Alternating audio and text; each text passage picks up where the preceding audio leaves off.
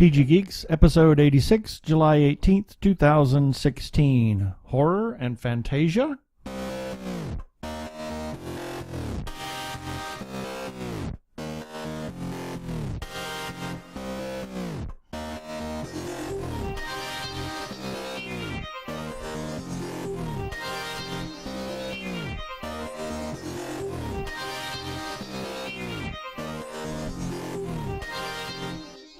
Hello and welcome to another webcast from tggeeks.com, where Ben and Keith, the Two Gay Geeks, talk about all aspects of geekdom and nerdery.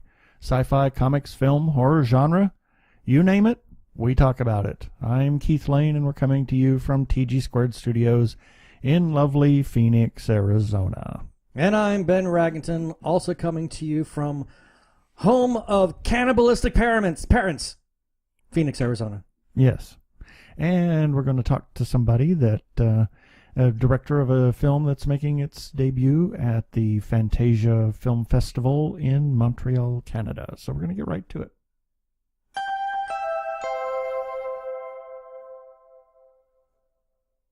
And this time we have a director of a new short film that will be premiering at the Fantasia Film Festival in Montreal. We have Sid Zenforlin with us today. Welcome, Sid.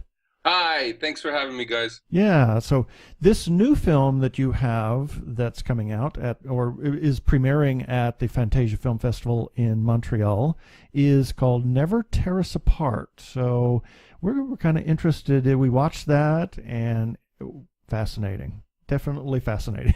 So, in a strange sort of way. Once you see it, you'll understand why. So tell us about how you got into filmmaking and a little bit about yourself, and then the film. Yeah, I grew up here in Montreal. My background is my parents are from Chile, so I'm Chileno. And Montreal is a funny place. Montreal is, primarily French. I grew up as a Latino, Anglophone here, and I guess the reason I'm starting with that is that it sort of makes up my kind of cultural makeup, and the things that I love, and a little bit about how, why my films have to do with identity. Like, where do I fit in? Where's my place in the world? And I've done 3 shorts. I've done a lot of TV. I've done some theater, done a lot of music videos and commercials. But the thing that I always come back to is identity. Right. And So, when people ask me how did I get into this, I guess when I was a kid, my parents brought me to a play, and that just blew my mind. And that, for whatever reason, got me into wanting to do the storytelling thing. Is it the act of pretense that attracted you to the being able to tell a fictional story, like in a movie or even in a play, as you saw? Yeah, it's that thing. I'm also a musician, and the great thing about music is that you can create something out of nothing. Like the idea of just, and I'm really heavy into structure as well. So once I come up with an idea, it's about finishing it and then fooling around with a structure and putting it all together like a puzzle. That's what fascinated me about music and also about film and about TV and theater and all that, is how to string along a story and make it work. So it's that creative gene, shall we say, and being able to put it together. As you said, with music, you have to think about chord structure and where does it go, and does it resolve, does it not resolve, what do you do with it once you get the initial melody, I guess is Yeah, and I was a drummer actually, and what I found that my strength when I was a musician was the arrangement of the song. Right. Well, and so when I started directing, it was kind of the same skill. Yeah, interesting, because Ben's brother is a drummer, and he is very musical in his drumming, and being able to put things together that are very musical, have musical aspects to them, and to be able to structure that. Another interesting thing is Ben's mother is from Santiago. Yeah, my mom's from Santiago. Wow, amazing! So you're half Chileno. That's great. Yeah, half. But don't ask me. Don't talk to me in Spanish, because I might understand only 2 words. Yeah. All right. I have not been to Santiago since '97, so I definitely have to go back. Have you ever been, Ben? When I was 5. Yeah. visiting my grandparents. It's changed a lot according to my mother. His grandparent or his grandfather was a diplomat, and his mother and they family lived all over the world. Yeah, my grandmother was an opera singer for the Chilean opera. Oh my God, amazing. Yeah. Anyway, we're here to talk about you. Yeah, not about my family. So I just thought that was kind of interesting. You have two things in common, family-wise, anyway. Well, so, Ben, did you ever grapple with that sense of identity because you had half of that, part A little of bit. I did a little bit, especially as I was growing up, because the era that I grew up in, being gay was not exactly widely accepted as it is today. I mean, you look around in the world and children are coming out at a much younger age, and Sure. I didn't come out until I was in my practically late 30s. Yeah. Because of that sense of identity, and also my parents divorced at a young age, so yeah, I kind of appreciate where you're coming from that. And for me, music was also that means of being able to try and figure out who I am, and Right. and I'm still on that process. but you also had the fact that you have some Filipino and American Indian. American Indian Yeah, so blood. it's a real- there was a mishmash of A real lot of identity crisis. Yeah, there. so trying to figure out who I am and where I fit in the world, yeah, that's something that I don't think anybody ever really fully comes to grip with, especially with artists. Right. Yeah. And Yeah. so this is our creative outlet. We do this, and among other things, he writes profusely. He writes most of the articles on the website and the reviews and whatnot like that. So Right. it is a creative that I struggle for identity as a creative thing, I believe. Yeah, it's a major fuel. So in the case of you and your filmmaking, now do you also handle screenwriting?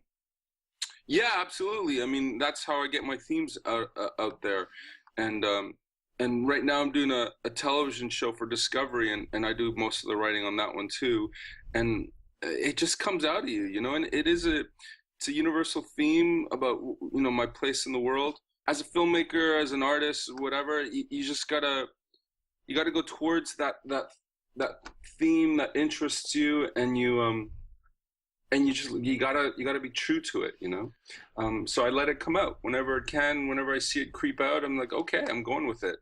And it is a universal theme, like you were saying, Ben, and we all have to grapple with that at one point in our lives, and it's ongoing for sure. It's ongoing.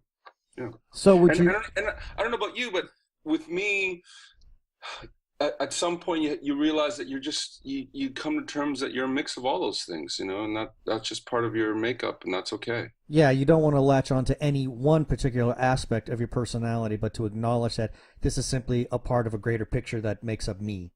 Yeah, exactly. Yeah. So tell us about. I was trying to look here. You had a hand in the writing of Never Tear Us Apart. Is that correct? That's right. So what was it? Was this your idea, or was it somebody else's idea and you ran with it and then directed it, or tell us how that kind of came about, because it is an unusual piece. I liked it. I liked the end of it. It was just strange, shall we say. Yeah, sure. Well, it's funny.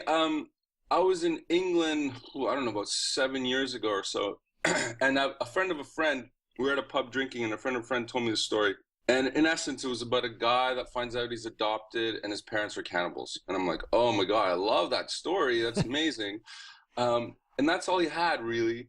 And so I kind of, it stayed with me forever.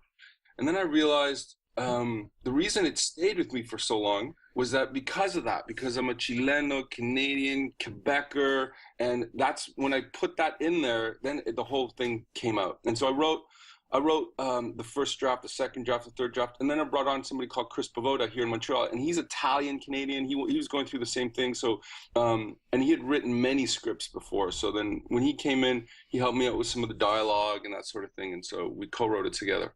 Oh, that's cool. And then the directing was the natural thing for you to do. I noticed you have directed a couple of other things. So was that just you were the natural director for this then? Yeah, absolutely. It was always the intention of me directing it. Cool. And it's what I do full time now. It's been about 4 years where I've been doing it completely full time. Oh, So that's incredible. You're in the position of you're now directing other people's creative work then at this point, right?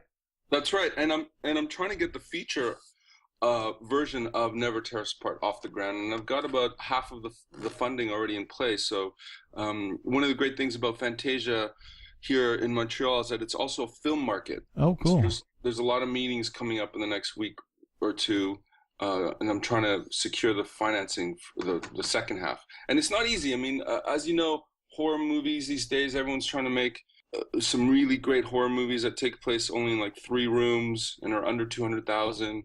And that's hard. And for this film that I wrote, the feature version of Never Tear Us Apart, it's a little bit more. It's a 400,000 budget, and it doesn't just take place in 2 or 3 rooms. So It's not an easy film to finance. Have you thought about approaching that with crowdfunding? I haven't, not yet, but I just might. I mean, especially now because I have, Never Tear Us Apart, the short, is kind of a proof of concept. Right. It shows the tone of it, and it shows the theme of it. So I think now that I have that in place, I just might go crowdfunding. Yeah, at least if you can get some of the funding through other means and then finish it up with the crowdfunding, then that would be a great deal to do. Yes, especially given that crowdfunding has shown to be, in occasions, a very successful means of being able to finance a film. And we just want to say that if you do decide to go down that road, please let us know, and we'll be happy to help support you on that. I appreciate that. Thank you, guys. Yeah, I mean, what I've seen in the past is that it helps filmmakers really focus what they're going to do, because they got to put that thing together for the crowdfunding campaign. They've got to put all the pieces together. So in that sense, it could only help me as a filmmaker, or anyone as a filmmaker, to do crowdfunding. Right. So I noticed also that Never Tear Us Apart, the short, is going to be part of an anthology that comes out, a couple of months, or November-ish, or? And it just got picked up by everybody. Wow, Comcast, that's great. Time Warner, like everyone's picking it up, which is great. So it's going to be available through everything. I think even Netflix or Amazon, like everything, at the end of October. Yeah. Oh, cool. We have a friend who is the director of Horrible Imaginings Film Festival in San Diego, and he's going to be up there in Fantasia, and I sent him the press release on Never Tear Us Apart so that he could be aware of it, so he can go see it. And Great. But that he's a really good guy, and hopefully maybe you can talk to him whenever he's there. We'll certainly release this episode or this interview on Monday, and then we'll write a review that we can release on Wednesday, the day that your film shows there at the Fantasia Film Festival. So Great, thank you. That way we can get a little buzz about. Get you some push. Yeah. Yeah, right on. So now we've, like as Keith pointed out, we've seen two of your shorts, Never Tear Us Apart, and we've seen your shorts. Huh. Oh, no. No. There we go. Don't need no. I just showed them my shorts through the video camera. Okay, yeah, Keith, you had to take us there, didn't you? I had to be butthead, yes. Right. So anyway, what I was going to say is we've seen two of your products. Thank you. The Never Tear Us Apart and the short with the brain suckers. Do you have this propensity for wanting to go more towards a horror genre? When I grew up, I just, it took me a while to really realize it, but all my favorite films were things that, like The Thing by John Carpenter, Halloween, Jaws, like these were the things that I loved. And for the longest time, I thought I was going to be someone that did films with kids as the main characters. But then I made Brainsucker, and which has the main protagonist of Attack of the Brainsucker is a 9-year-old girl. Right. I'll tell you a little bit about the audience, whoever's listening, a little bit about that one. It's about a 9-year-old girl that lives in the 50s, and her brother's gone, and she really misses her brother. And he comes to visit her at one point, and you realize that he's kind of a ghost, and she's trying to convince him to leave her alone. And she in essence, she's she tells her parents off camera, off the story. You realize that she tells her parents, and her parents decide that this is something wrong with their little girl. And so the fashion at the time was lobotomies. And so they bring her to see a doctor so that he could perform a lobotomy on her. Yeah. And it's a bittersweet ending because she gets a lobotomy. She's kind of a vegetable, but her brother is sitting next to her, and she's going to be able to spend the rest of her time with her brother. Right. Yeah, not only lobotomies, but they did shock therapy. So the snake pit is a prime example of that 50s mentality. Yeah, so that sort of veered me into wanting to just do not things with kids as protagonists, but horror. And I really embraced all that stuff that I grew up with that I loved. And so Never Tear Us Apart is my first real just horror. Although there's some comedy in there, of course. Oh, yeah. Of course. Is that a genre that you think you may want to explore further? Because something that we discovered talking to various people that are involved in the industry, that horror is so universal in its approach. I mean, horror can be comedic, it can be serious, it can be terrifying, it can be musical. So do you think that the horror genre is something that you might want to start focusing more of your creative energies in? The horror community is phenomenal.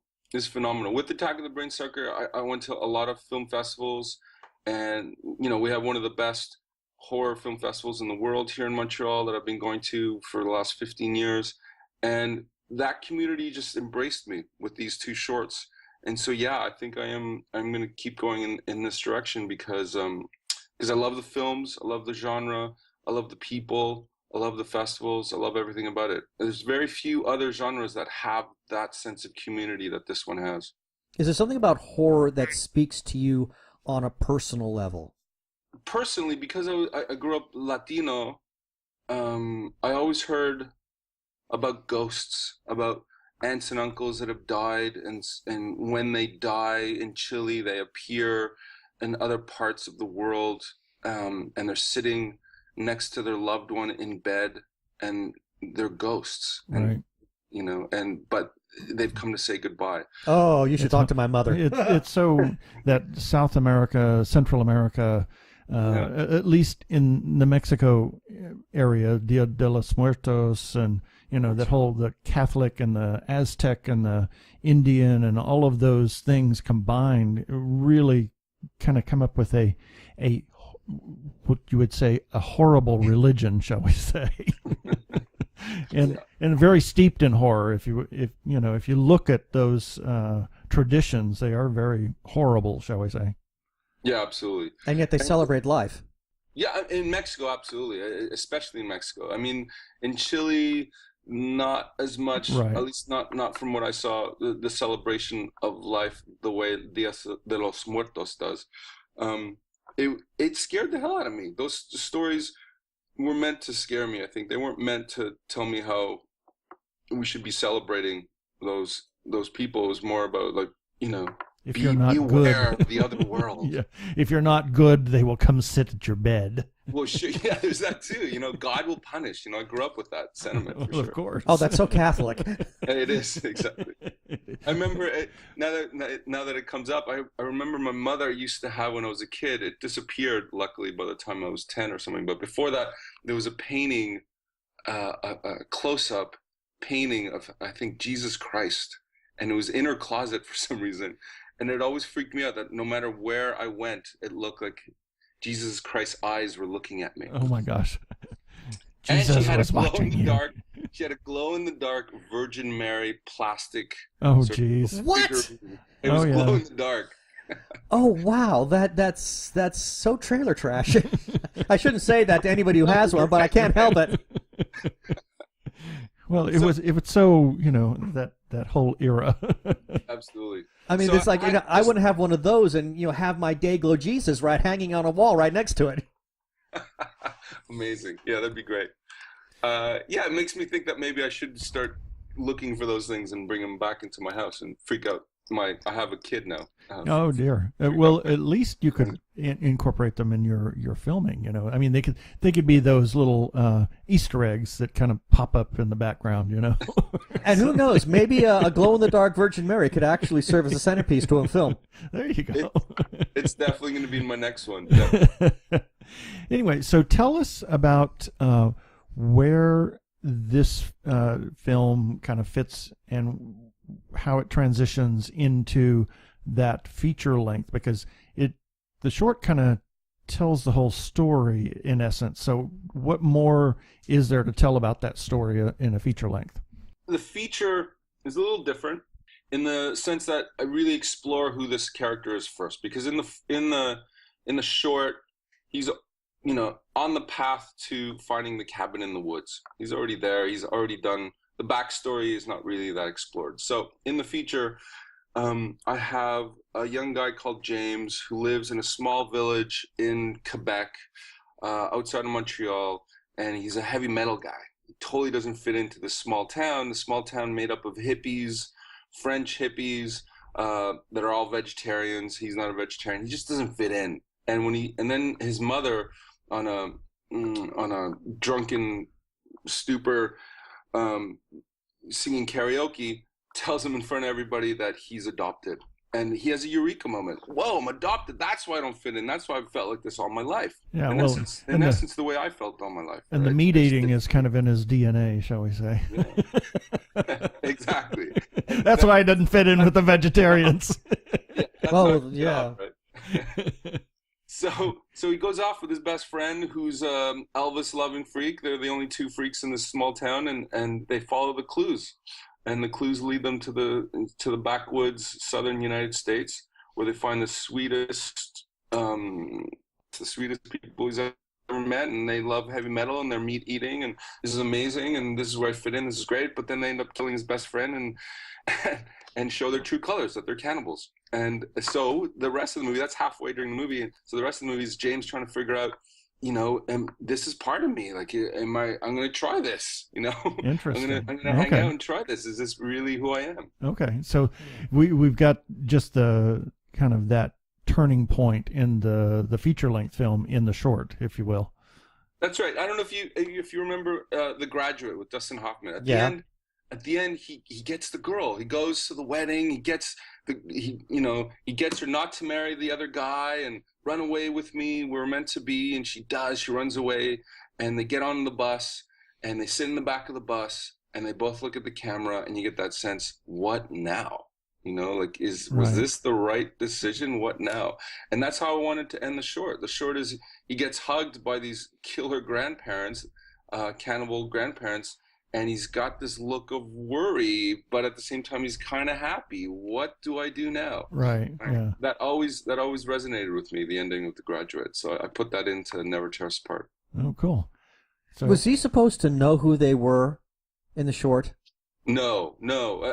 I added a line where it's like, oh, no, wrong house. And they run away just to get the audience to think that, these are not the people he was looking for. But then he realizes by showing him his birthmark that the older killer that's about to chop off his head also has the same birthmark. And only then do they realize that they're related. Because he mentions something about how he mentions, I think, his mother, or and he just blurts it out quite unexpectedly, and it seemed like obviously it's the line by which this recognition is allowed to take place, but I was kind of thrown by, okay, why would he say that to them?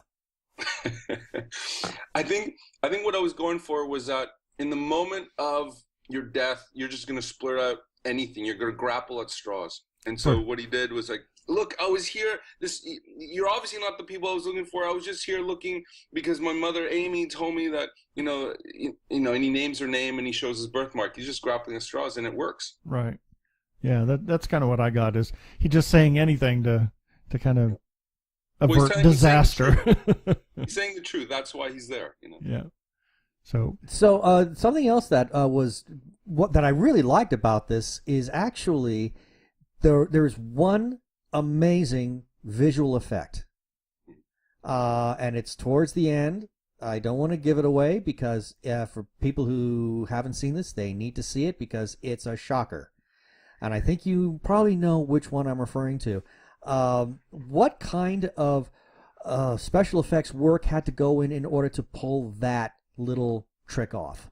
You know, I grew up watching all those movies that had practical effects, and I love them. And so for this one, I really wanted to have a mix of practical and post-production effects. And so we spent the whole day doing that. And the big reason I wanted to shoot this short film was to show that effect, to show that I can do this, that I can do a mix of practical and visual post-production effects and make it look effective. So that was that one shot is your proof of concept. That's your money shot. It kind shot. of is. It's the thing. You always wish when you make a film that people walk away talking about one thing, and that's definitely the thing everyone talks about. I mean, I've showed it at some festivals where people just like hoot and holler and clap when that happens, just because I think I succeeded in making it pretty visceral and over the top and fun, and so people go for it. It's one hell of a money shot, I'll say that for sure. Yeah. And you know that took all day to do. Wow. Just that 1 2-second shot. Yeah. Well, it's a great shot. I can't imagine all the work that went into that. It really is just the way it's structured and the way it comes off and edited. And the pacing, incredible. the pacing of the short is very, very well done too. It builds just right. I was very happy with what we saw there. Yeah. Oh, good. Yeah, I mean, people have sent me, and I've seen at festivals, shorts that are 13, 14, 15, 20, even 30 minutes long, and I find that's too short. And so I really wanted to make an under 6-minute short that had a lot packed into it. Yeah, it told the whole story. Yeah. Exactly. Yeah, exactly. So do you have anything else coming down the pipeline that you can talk about at this time? Yeah, Eli Roth and Jason Blumhouse started a web channel called Crypt TV, and they've just asked me to do a short for their web channel. Oh. So I'm going to do that in about 3 weeks. Wow, Roth and Blumhouse, those are names I know. Yeah, I'm impressed. So they just started a new television show it's primarily horror? Yeah, it's a web channel actually called crypttv.com, and it's just horror. Interesting. Anything else that you can, or anything else that you can talk about, or is there something, or yeah, well, or is there something that maybe you would like to talk about? I don't know. I think I'm really concentrating right now on getting the feature done and also writing another feature. And that one, in essence, is about a 12-year-old boy whose grandmother has a stroke, and he doesn't understand why she's had a stroke. And she comes back, and she's totally this different person. And he's read a comic book called The Body Snatchers, and so he puts 2 and 2 together and believes that his grandmother's an alien. Uh-huh. And so he decides he wants to kill her. Oh dear. Oh, that could be fun. I was with you there until he decided he wanted to kill her. It's like, oh dear. Well, considering that he's got to save the world, right? He's got to save the world. Well, considering that Invasion of the Body Snatchers, both the original and the remake just scared the crap out of me as a kid. Love those movies. Yeah. Oh yeah, they were terrifying to me. So I guess the only thing that's left now is if anybody wants to learn more about you or learn about things that you are working on, do you have a presence on any website, social media, anything along those lines so that people can learn more about you? Yeah, my co-writer and myself, Chris Bavoda and myself, and my producer, Patricia Gomez, we started a web, we have a site called Head on the Door Productions, so people can look at Attack of the Brainsucker there and follow what else I'm going to do. So yeah, headonthedoorproductions.com. Okay. Excellent. Sounds good. And any other social media that you want to tell about? I mean, like Facebook, Twitter, Instagram, anything along those lines? Yeah, reach out to me on Facebook for sure. So it's just Sid Zanforlin, and you'll find me on Facebook. Okay. Very cool. Great. It was great to have you, Sid, on the show today. Thanks, both of you. Thank you so much. It was a lot of fun. Oh, it was our pleasure. You're listening to the Two Gay Geeks podcast. This is Kenny Rotter from dumbbellsanddragons.com. Workout nerd out, everybody.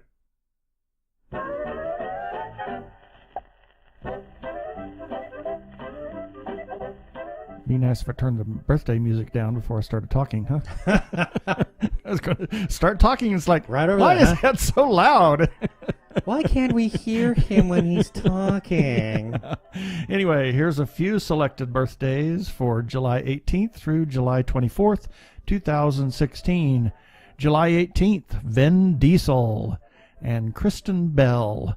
Both of them are really good, big supporters of the gay community. Yes, they are. Kristen Bell promised to not get married until marriage equality. And Vin Diesel is just very...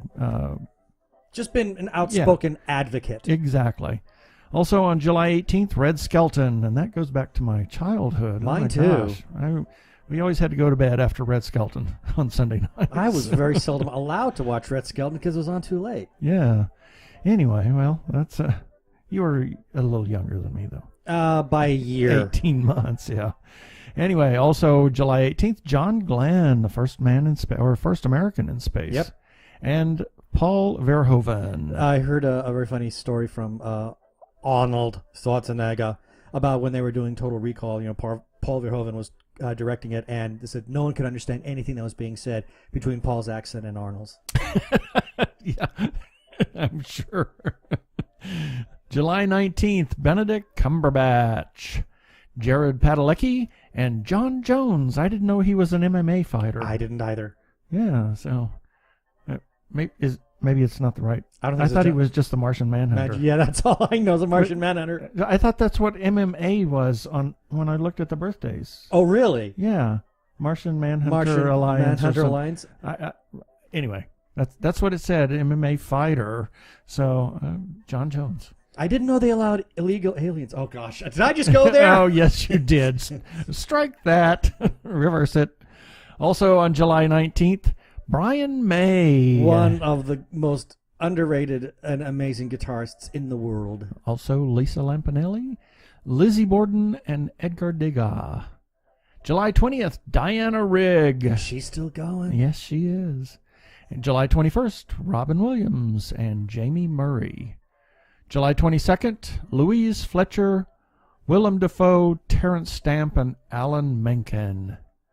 July 23rd, Daniel Radcliffe, Tom Meissen, and Arthur Treacher was born in 1894. Now, he was not just famous for fish and chips. Although I just did see a post on Facebook last night about a fish and chips place from way back. There's Arthur Treacher's Fish and Chips on there. Yep, Arthur Treacher's But Fish what and else Chips. was he Yeah. famous for? Well, he was actually a screen actor as well as a vaudeville actor. He was actually in Little Princess, the Shirley Temple film? Shirley Temple film, yeah, and several other films. Yeah, so he was an actor before he was a fish purveyor or purveyor of fish and chips, shall we say. July 24th, Linda Carter, Ruth Buzzy, and Alexander Dumas, who was born in 1802. And that is it for the birthdays this time.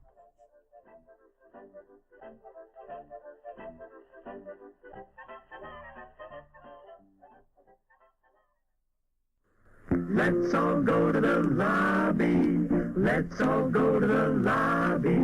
Let's all go to the lobby to get ourselves a treat. It's a party and you're invited. I'm Tim Calloway, your host and keeper of the Mouse Castle Lounge, your weekly dose of news, commentary, and interviews from the world of Disney, served up with your favorite tasty beverage. Drop by and see us at themousecastle.com or just look for the Mouse Castle on Facebook. It's good times and great conversations about the house that Mickey built. By the way, did you know that Walt Disney's favorite drink was a Scotch Mist? I'm more of a martini man myself. We'll see you soon at the Mouse Castle Lounge.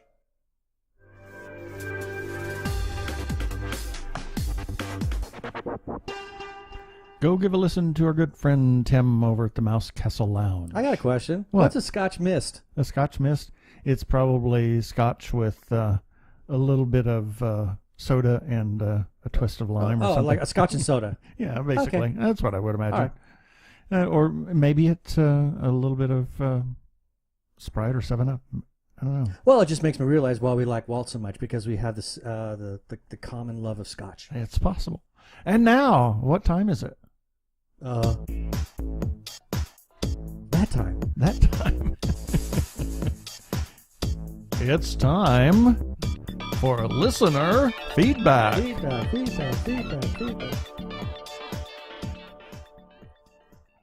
Well, last week we ran a story about how Daisy Johnson, you might remember her. She's a character that was in Agents of S.H.I.E.L.D. Daisy, also known as Quake.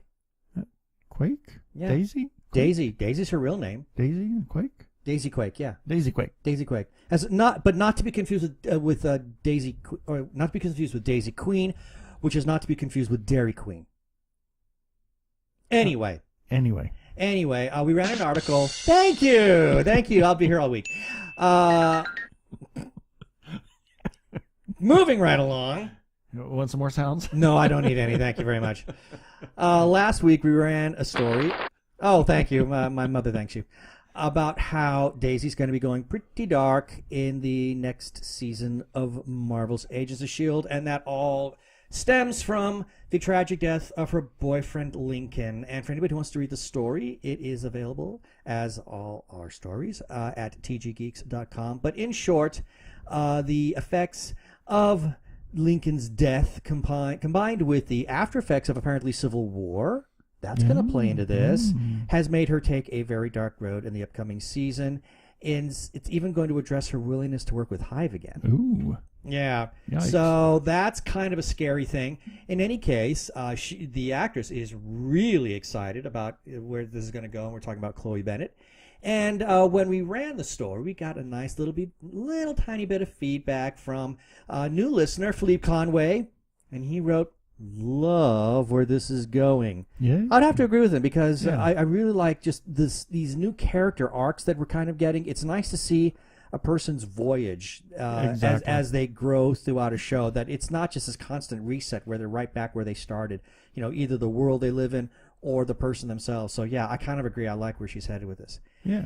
And then we got some feedback regarding our last episode, which was TG Geeks episode number 85, and specifically regarding our interview with Vasilis Milises and Michael Pugliese. We got feedback from Russ Emanuel, who is the director for the film Occupants. And, of course, Vasilis was the composer, and Michael was the Neil. He was Neil, the lead actor. And Russ simply writes, "Thank you from Team Occupants." Yay. Thanks, Russ. Well, you're welcome from Team Two Gay Geeks. So that would be TTGG. There we go. I guess. Okay, something like that. And then we got a response. Made my head hurt. I'm sorry. So I was going to make a joke about aspirin, but decided against it. And then we got a response from a good friend, Hamish Downey. And he writes, "Great show, guys. I'm really interested in watching Occupants now. Thanks for the shout-out as well. I have to say I did listen back to our podcast, and that was episode 83, partly because as we did it at midnight, I wanted to check out what I said." Yeah. Listening to my own voice, it's something I don't think I'll ever get used to. You do it enough times, you eventually will. You get used to it eventually. I hear my own voice a lot now, although I've been hearing voices in my head for years. I've given them names. They're all my friends. Anyway, so yeah, you get used to it. And then we got feedback from Arkle, Mr. Brian Weber, and he had a comment about the whole Star Trek Beyond and the gay Sulu issue. And he writes, "Regarding the whole thing with Star Trek Beyond and Sulu, while I disagree with George Takei, I read his take, and it's not an unfair point at all. That said, however, this is frankly too little, too late.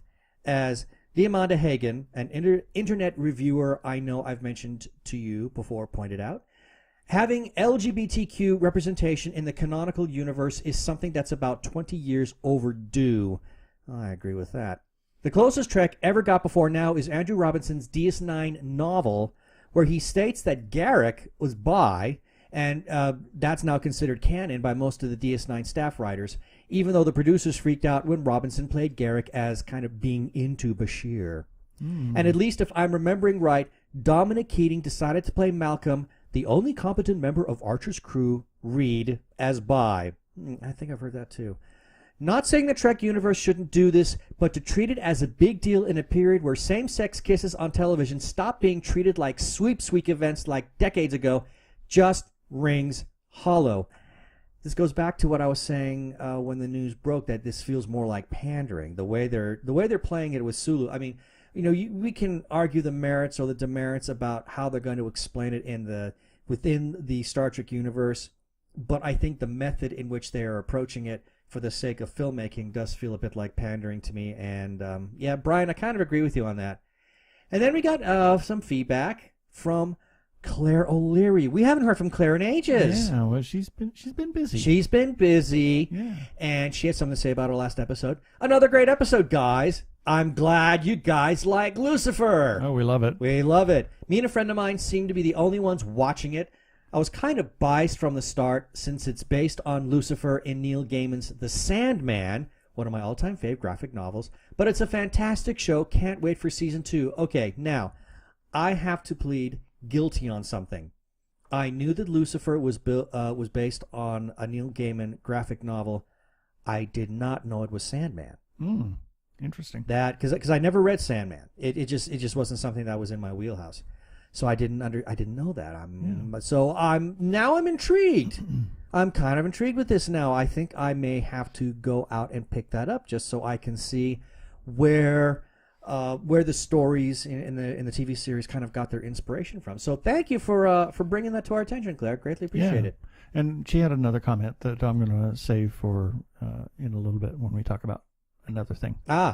So that is it for our comments this time. Thank you for everybody that commented on our posts, on YouTube episodes, every place that you can leave a comment, including our listener feedback line, which is 469 TG Geeks. That is 469-844-3357. If you leave a comment there, we'll play it online or play it on the show, and then you can be famous too. That's right. And please, whenever you do comment or leave feedback for us, play nice. Please. That's all. That's all. Hi, I'm Patricia Chica, director-producer of Morning After. And I'm Christian Hotko, writer and actor of Morning After. And you're listening to the Two Gay Geeks podcast. Oh, yeah.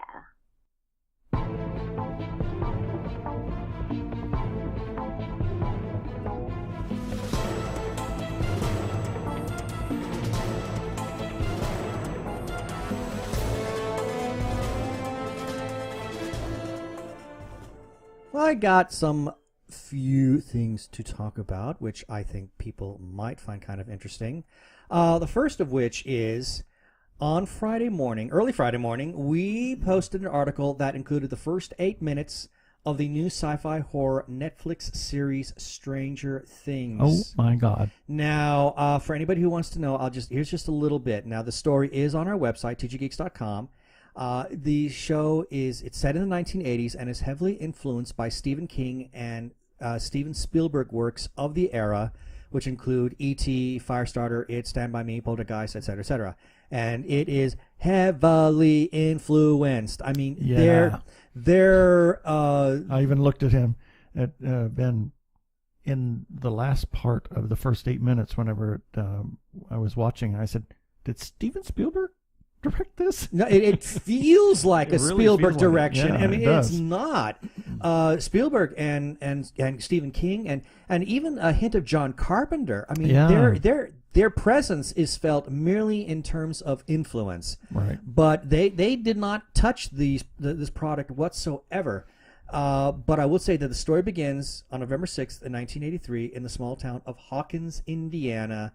And that's when it all starts to go bad within the first 8 minutes.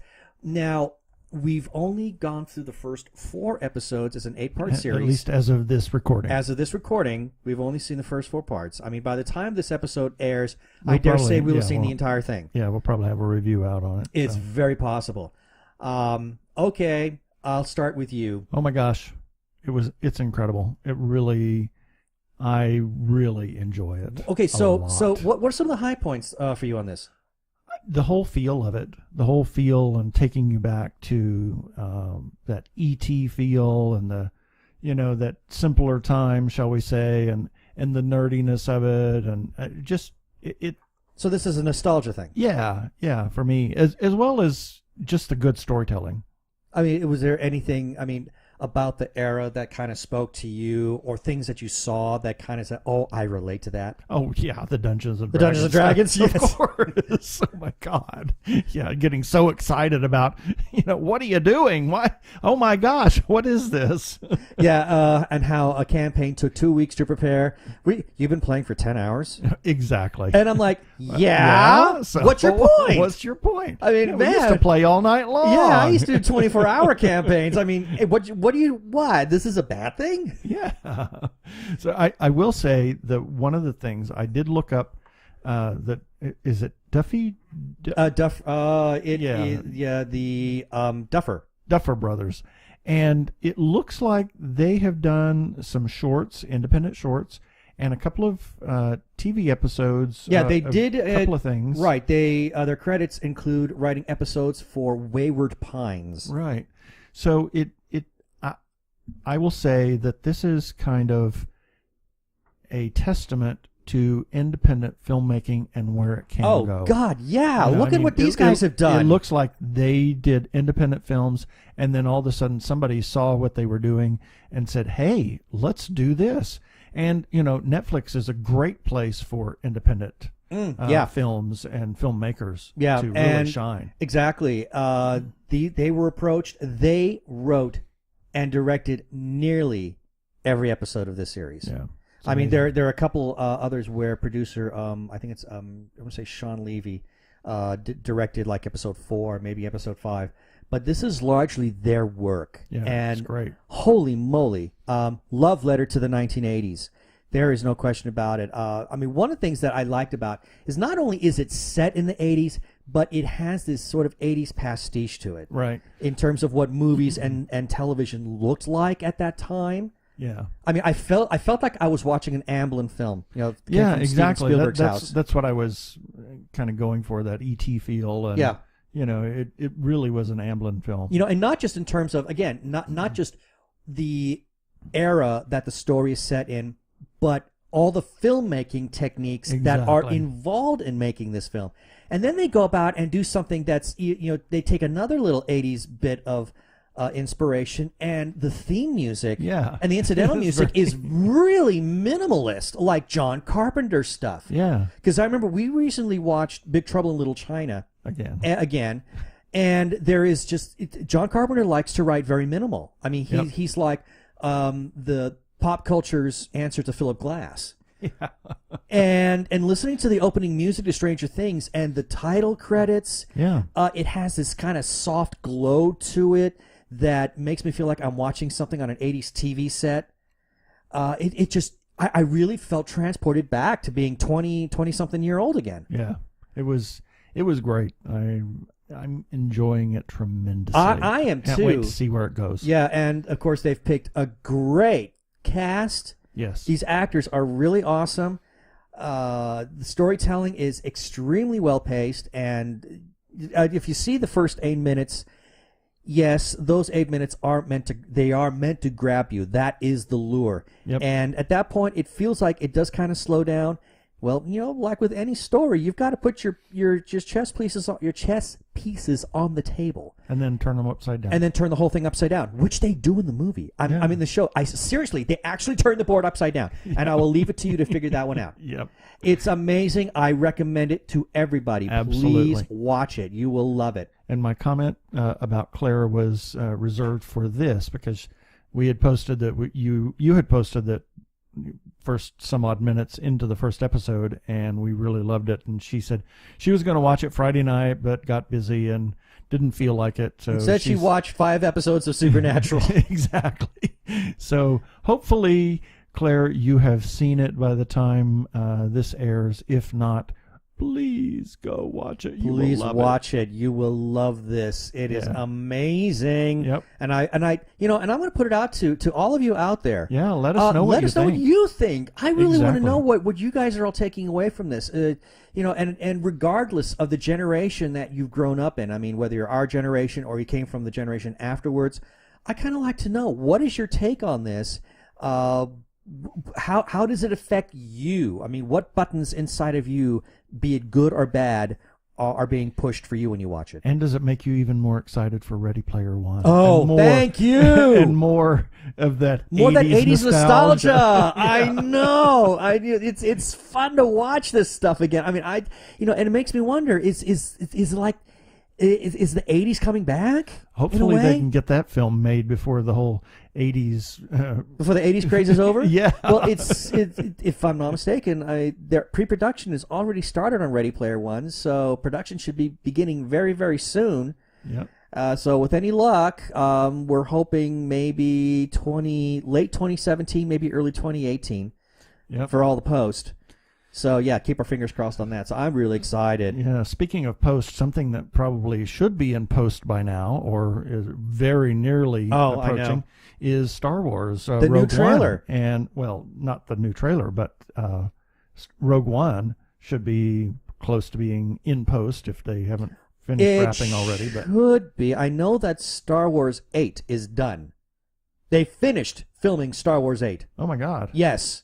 Wow. They were so ahead of schedule on that. I guess, because that's not supposed to be out till next year. I know, but they started filming it as soon as Star Wars 7 was done. So Star Wars 8 is done. Now, Rogue One had some issues. They had to kind of go back, and so there was some retooling. There was some fixing that needed to be done. Disney took a look at it and they were not entirely happy with it. Yeah. So they kind of put their creative foot in the door and said, okay, now, wait, guys, you need to fix this a bit. And why are we talking about this? Well, because there's the Star Wars celebration that's been going on in London. Yes, it's been going on in London, and we picked up on I got an email and immediately turned around and clicked on the link. I was one of the first people to even look at the darn thing once the email came out from comicbook.com about the new trailer that was going to be released. And the big hype is that we see Darth Vader. Yeah, and they seemed to indicate that it had been released. Yeah. And I went and looked, and no. But I did find the Star Wars Celebration reel that had just been released from the Star Wars Celebration. And the Celebration reel is really kind of neat. Well, there's a lot of good footage there. Yeah. And you can see it on our website, tggeeks.com. The article. The article is there. And the new poster. Yeah, the new poster, which is really incredible. nice. Yeah. I like that. I mean, that is like... in terms of, I think, actual physics, I think that's a little incorrect because unless it's like ready to crash into the planet, because remember, what is it that that Han Solo says in Episode 4? That's no moon? Well, no, that's Kenobi. But he says, he looks like he's heading towards that small moon. Small moon. I mean, it's not like planet-sized moon. I mean, that thing is enormous. Maybe it's a small planet. And so that's a... I'm just going by what Han said. He called it a small moon, and it's the same Death Star, so... Well, but the planet that they're on is not maybe small. That's what I'm saying. The planet? Yeah. With an Earth 1 gravity. Well, who knows? I mean, stranger things have happened. It could be very, very dense. It could be a small planet, but very dense in matter. Well, that's true. It could be anything. This is Star Wars. This is Star Wars. You can do anything. This is the universe of magic and the Force. So it's not like Star Trek where you have to really analyze the science of it all. Yeah. I mean, this is all about being fantastic. And I will say that the poster is pretty spectacular. It is pretty cool. It's really neat. And I'm curious to see what the images will be when they actually show it. Yeah, actually, the celebration reel shows some new creatures and some interesting stuff. And they've really taken a page from, I think, what J.J. Abrams did with Episode 7, and that is they're trying to go as practical as possible to give it a greater sense of realism than what they did with the prequel trilogy, where Lucas went so heavily digital. Right. Too digital, in my opinion. But that's an argument for another time. Yeah. But what we get here looks incredible. Yes, and it there's behind the scenes little chit chat between some of the actors and the director. It's a great celebration reel. Yep. So keep checking tggeeks.com for the trailer. As soon as it is released, we will have a little article on that. Absolutely. Now, lastly, I want to talk about something, and we kind of hinted on this a little bit when we were talking about the Duffer Brothers and the marvel of independent filmmaking. And one area of independent filmmaking that tends to kind of get a bit of it in its own way, it's kind of sneered at least it has been in the past, and that is the area of fan film. Now Sometimes fan films are better than the original. Sometimes the they films are. Sometimes of the they franchise. are. I mean, all you got to do is look at what the Prelude to Axanar, Star Trek New Voyages, Star Trek Continues. Holy cow! The quality of stuff they're putting out there is absolutely breathtakingly amazing. Yep. It's professional and quality. And we ran a story back last Monday, so a week ago from when this episode comes out. We ran an episode about a fan film called Severus Snape and the Marauders. Yes, this is a Harry Potter fan film for all you Potterheads out there. I would really recommend you guys taking a look at this. It's really nice. It's amazing. Now the quality, the filmmaking itself is just incredible. It feels like it had been that it was actually done by these people that that did all 7 or actually 8, if you want to double count Deathly Hallows. It looks like something that came out of that production company. Exactly. Now, J.K. Rowling has always said that she never had any intention of writing a story surrounding the Marauders. Now, the Marauders were made up of that'd be James Potter, that would be Peter Pettigrew, it would be Sirius Black, and Remus Lupin. Yep. I love that name, Remus Lupin. Remus Lupin. I mean, that is such a pun. It is.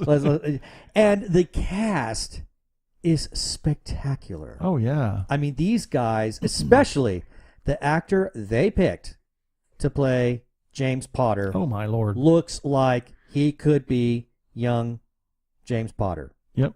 He is absolutely amazing in this. And if you... Not only is this a really great testament to independent filmmakers, but also actors that are really trying to cut their teeth. Because one of the sad things that we've seen in independent filmmaking in general is that in the past, they just pick people who just want to be part of a project because they have a love for it. Okay, and I'm not going to squash that. If you love doing what you're doing, then by all means go out and do it. But what was done here was so amazing in terms of the cast that in the article, we not only have the actual short film itself, but beneath that, we have we ran a video. It's the reaction of the cast to this seeing film. the they're film, watching it for film, they're watching the completed film for the first time, and their reactions are amazing. Yeah, really amazing. I mean, it was spectacular to watch. I mean, I would say it's a very NSFW. Don't watch it at work or watch in front of little children because these guys are in the privacy of somebody's home, even though it is being filmed. So they kind of throw out some expletives here and there, just out of sheer colorful metaphors. Yeah, I mean there's a few F-bombs and such, but they're excited.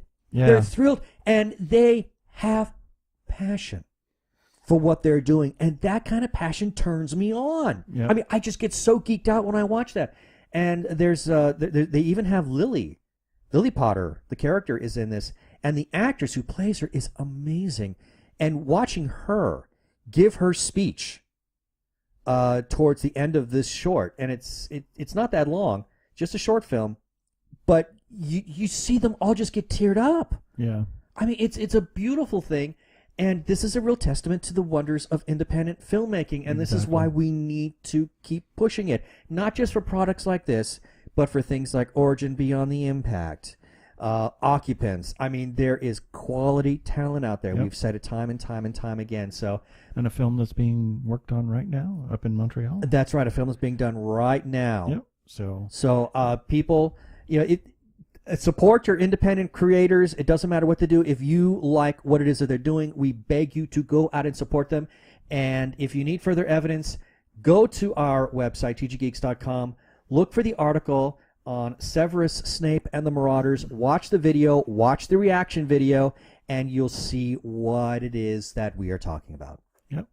And speaking of independent creators, you know that we are huge supporters of independent creators, not just film, but any kind of creative endeavor or outlet, whatever it is that's of an independent nature, comic books, music, film, art, whatever it is, we are always pushing something, and please support those independent creators. If you run across a campaign, a crowdfunding campaign, or somebody that needs some help or whatever, please consider supporting them. And if we have items that we're running on the website or talking about, please go and take a look at it. And if you feel strongly enough, you know, it as little as $5 will help these people out. So and you can be a part of something that might It could change the it could change the world for all you know. Exactly. So please support independent creators. Also, we have a calendar on our website that we want to tell everybody about. If you know of a film or a con or birthday or something, let us know. We'll put it on the calendar, and then everybody can see that. And speaking of calendar, coming up on September 7th through 12th is Horrible Imaginings Film Festival in San Diego. And we will be there. It's going to be at the Music of Photo... How do you spell that? Music blah, blah. I want to see that spelled. Yeah, exactly. And then give me the phonetic behind that. Yeah. The Museum of Photographic Arts in lovely Balboa Park. It's a film festival. It's not to be missed. We're sponsoring the LGBT block of films on Saturday afternoon. We actually interviewed the director of Horrible Imaginings, as well as the director of a film that will be screening in the LGBT block, and that will be released here in a couple of weeks.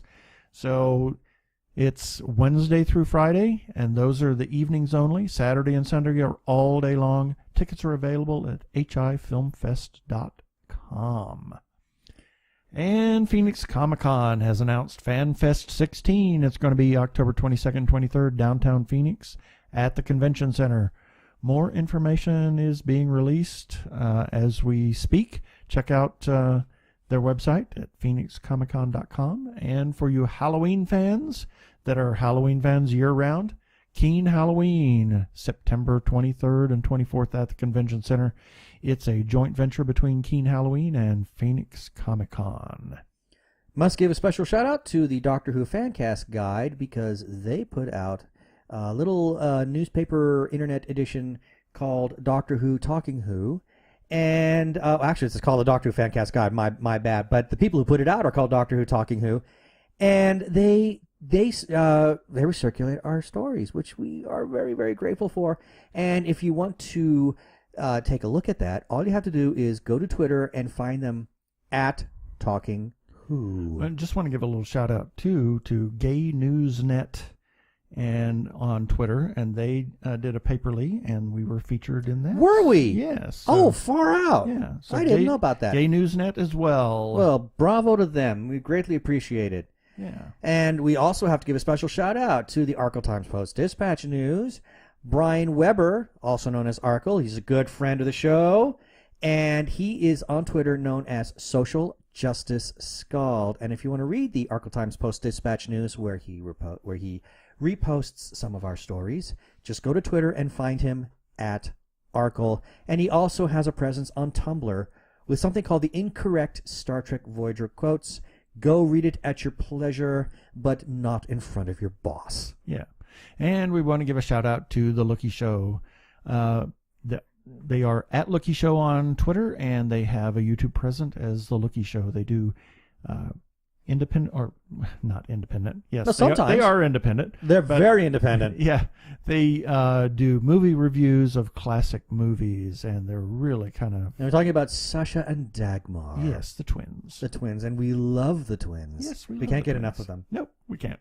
No, and we have to give a special shout out to the Facebook group, The Gay Geek. It is one of my favorite, if not my absolute favorite, Facebook group pages out there, because the content there is absolutely amazing.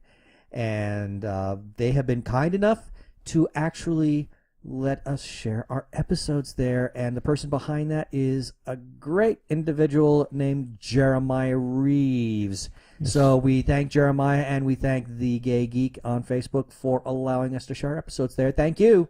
Thank you, Jeremiah.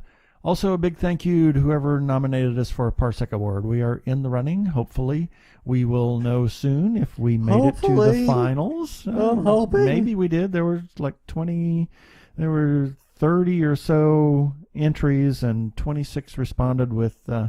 So they got to narrow it down to 5, I think.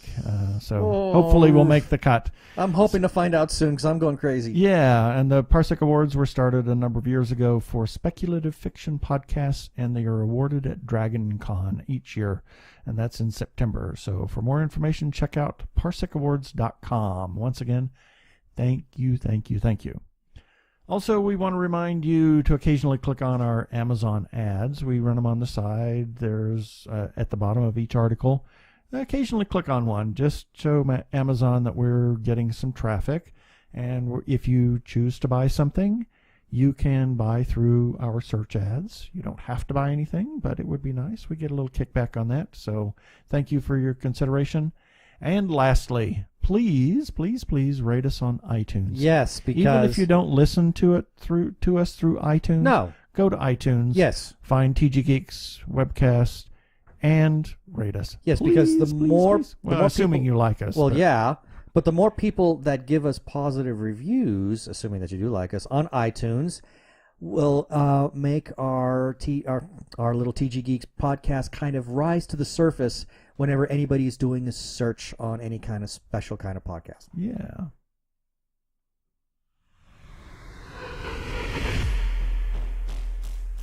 Up next time, well, sometimes we really don't ever know. Sometimes we do. Sometimes we do, but most of the time we don't. We got a couple of interviews in the can, but we're waiting. Those are surrounding Horrible Imaginings Film Festival. We're trying to pace those so that they fall in line with the film festival itself. But who knows what we'll have next time. Stay tuned, everyone.